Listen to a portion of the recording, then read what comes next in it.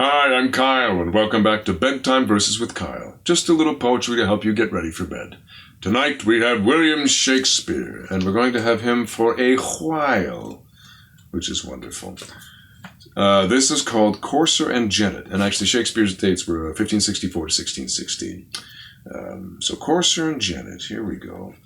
But lo, from forth the copse that neighbours by, a breeding jennet, lusty, young, and proud, Adonis trampling courser doth espy, and forth she rushes, snorts and neighs aloud. The strong-necked steed, being tied unto a tree, breaketh his rein, and to her straight goes he. Ooh, is a love story? Imperiously he leaps, he neighs, he bounds, and now his woven girths he breaks asunder. The bearing earth with his hard hoof he wounds. Should be wounds. The bearing earth with his hard hoof he wounds, whose hollow womb resounds like heaven's thunder. The iron bit he crusheth tween his teeth, controlling what he was controlled with. His ears uppricked, his braided hanging mane, upon his compassed crest now stand on end. His nostrils drink the air, and forth again, as from a furnace, vapours doth he send. His eye, which scornfully glisters like fire, shows his hot courage and his high desire. Sometime he trots, as if he told the steps, with gentle majesty and modest pride. Anon he rears upright, curvets, and leaps, as who should say, Lo, thus my strength is tried, and this I do to captivate the eye of the fair breeder that is standing by. What recketh he his rider's angry stir, his fluttering holla, or his stand, I say? What cares he now for curb or pricking spur, for rich caparisons or trappings gay?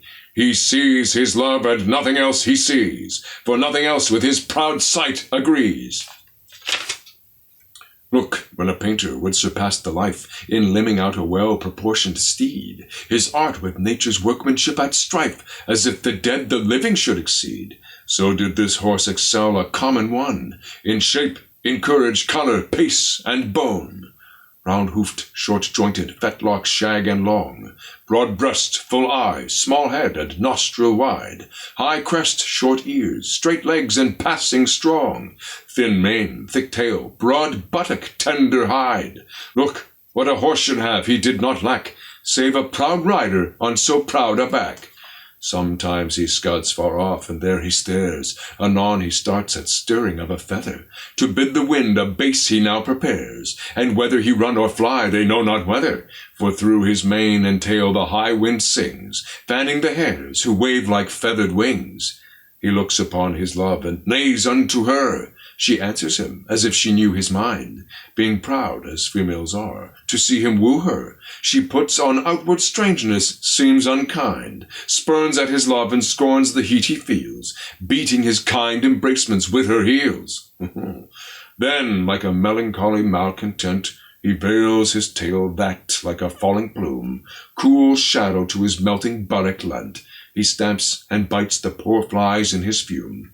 His love, perceiving how he was enraged, grew kinder, and his fury was assuaged. His testy master goeth about to take him, when lo, the unbacked breeder, full of fear, jealous of catching, swiftly doth forsake him, with her the horse, and left Adonis there. As they were mad, into the wood they hie them, outstripping crows that strive to overfly them. So a Jennet's a female Spanish horse, Spanish mare. I don't know. I mean, great, a nice analogy, I'm sure, for like a human and a woman. Even the horse. Even the horse is proud. But, I don't know. Talking about horse butts, there's probably a reason this one doesn't end up on the curriculum. Still, some of his lesser-known work, good to know he talked about horse butts. Now we all know. And, great, Just think about that when you're listening to Romeo and Juliet. Horse butts. Thanks again for joining me for Bedtime Verses with Kyle. You can follow me here, subscribe to my YouTube or my website, and there'll be new readings every weekday night at 11 p.m. Eastern Standard Time.